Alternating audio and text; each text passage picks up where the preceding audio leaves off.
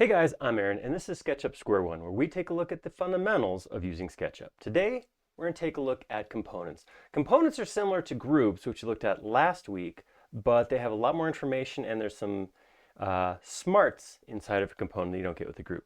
Let's take a look at them right now.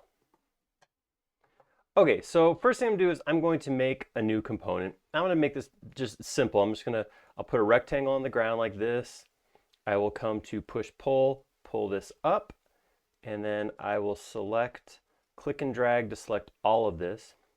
You do have to have more than one thing selected to create a component. So that could be a face and one edge.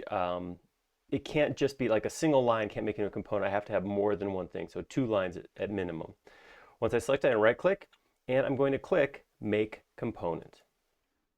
Now, right away, here's the first thing that is different about a component from a group is you're prompted to put in information. You can use the entity information window to add info to a group. That is possible, but you can't create a component at all without it prompting you for information. So pretty basic information. I'm going to do a high-level overview of this. We'll come back in another video and dive a little bit deeper into component data. Right now, I just want to look at how a component functions. So first thing, definition.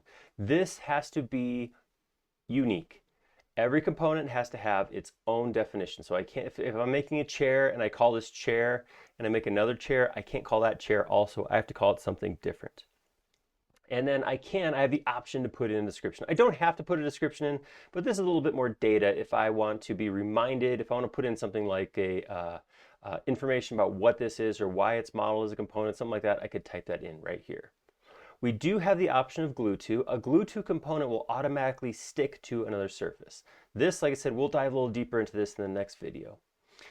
Set component axes. So what this lets me do right now, if I look at this, I can see this blue, red, and green line on this corner. That's telling me that the axis for this component is right here. It aligns to the world axis, but it's on the point closest to it.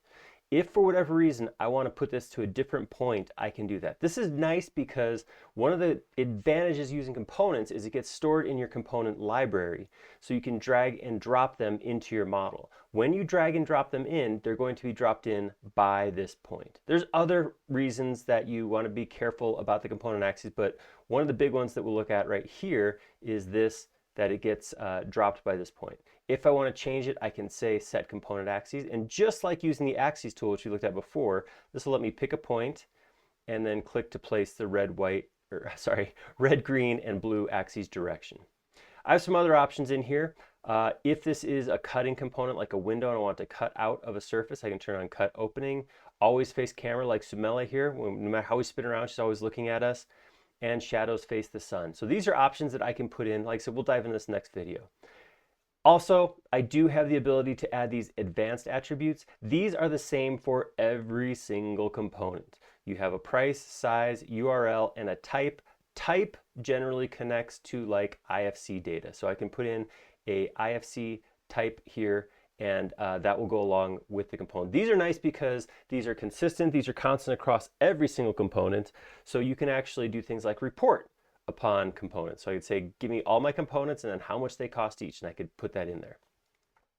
All right, one last thing here is replace selection with component. This is huge. Some people turn this off, and what this does, this says, okay, I have some data selected right now. When I say create, it's going to take that data and make it into a component. Then one of two things is going to happen. If this is checked, it's going to throw out this selected material, these faces and edges that I have, it's going to throw them out, and where they were, it's going to put this newly created component, boom, right in that spot. If this is turned off, it's going to go, okay, create the component, put it in my library over here, and leave what's on the screen where it is. So 9 times out of 10, probably more like 95 times out of 100, you're going to want to replace the selected geometry, the selection, with the components you want to leave this turned on. All right, so I'm going to make a thing real quick. I'm going to call this box space 1. So I'm going to call this box 1, and I'm going to create it. Boom, that is now a component. Now, I'll better make another one, right? Because I need more than one thing to show how things work. So I'm going to put a circle on the ground. I'm going to push that up like that. Ooh, big. And I'm going to triple click to select everything. Right click, make component. And I'm going to call this, the other one was a box, so I'll call this my rod 1. And again, I'm not going to fill in any of this other stuff. I'm going to leave it the way it is and just click create. All right, so I have created 2 components. Now we're going to dive into what makes a component special. As up to now, other than the name we put on it, it kind of functions like a group. But let's look at how they function differently. So if I was to take them and I was to say, okay, move, and again, I hit my modifier key, Option on Mac, Control on Windows, and I make a copy of it. Now I have 2. So if I go in and look at these, I'm going to open my Entity Info window. If I pick on this, it says this is box 1. If I pick on this, it says it's also box 1. And here I have rod 1, rod 1. If I was to come into this, and let's say I did something like grabbed push-pull to make this box taller. Oh, look at that copy of it over there. See that? The copy's moving also. All instances of this are connected together. So any of them change, they all change. So if I come over here, double click into this, push pull, drop that down, same thing, they're all going to change together. This is a big piece of what makes a component and how it's different from what I would see with a group. If I was to take one, so we'll go move again, and again, modifier key, Option or Control, and bring it over here. When it's a component and I right click on it, I have this option right here, Make Unique. If I make it unique, now I'm going to come back over here, select this, and I'll do the same thing. I'll push pull. Oh, look at this. This is moving up and down. This one over here, because I made unique, is not. In fact, if I come pick, this is still rod 1.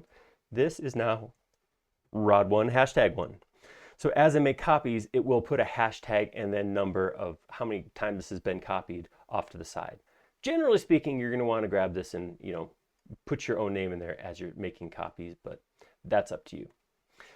This is nice because what I can do is I can take something that's initially the same as something else and copy it over. If I'm going to make manipulations to it, I want to change it, or I don't want to change it and I'm changing the original, that's where Make Unique comes into play.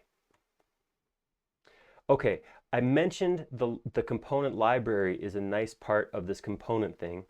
That's over here. If we look at our components window, so mine's a floating window. If you're on Windows, this will be part of the tab bar, the default tab bar. You'll have components right here. You can always check it too. Go into Windows, make sure components is turned on.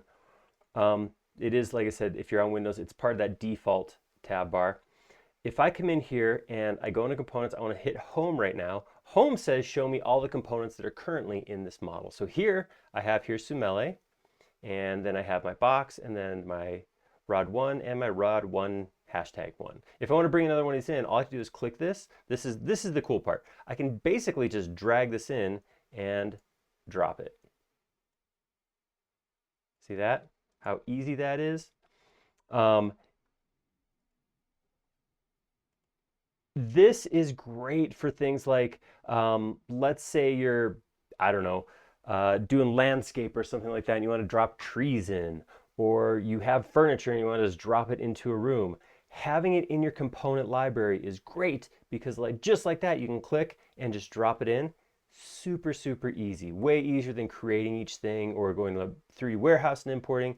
The other thing that's nice is these components can actually be saved as part of your template. So if you have components that you use a lot, you can actually put them in your library and save them to the default template so they're there every time.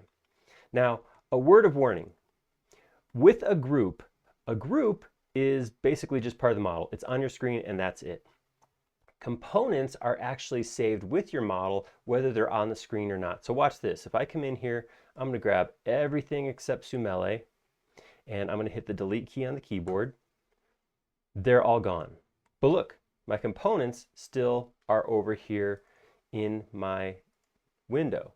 They're still part of the model. They're still saved. I point this out because some people end up with huge overblown models, a lot of data in them, and they're like, there's nothing even on my screen. But they have like the entire 3D warehouse over here loaded into the model ahead of time. Just something to be conscious of. If there's a model that you don't use, I don't want this taller rod, I can right click it, I can delete it, I can get rid of it. We'll go through the components window in a little bit more depth, but just the thing to note is that you do want to be conscious of creating too many components because they will stack up over here.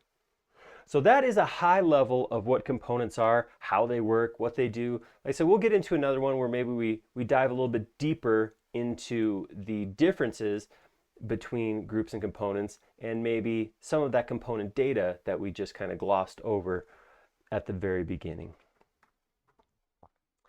So I hope that helps to, I was going to say, clear up components, but I don't know the components are difficult to figure out. If this is your first time looking at components, go ahead and play with it, hop into SketchUp and make some and edit them and see how the copies move. It really is kind of a fun thing to do. If you like that video, go ahead and click like down below, and if you haven't already, please subscribe. We create several videos every single week around here, and you'll be notified of each and every one if you subscribe. Most importantly though, please leave us a comment down below. We make most, if not all, of our content based on comments from viewers like you. What did you like? What could have been better? Let us know down below. We like making these videos a lot, but we like them even more when they're showing something you want to see. Thank you.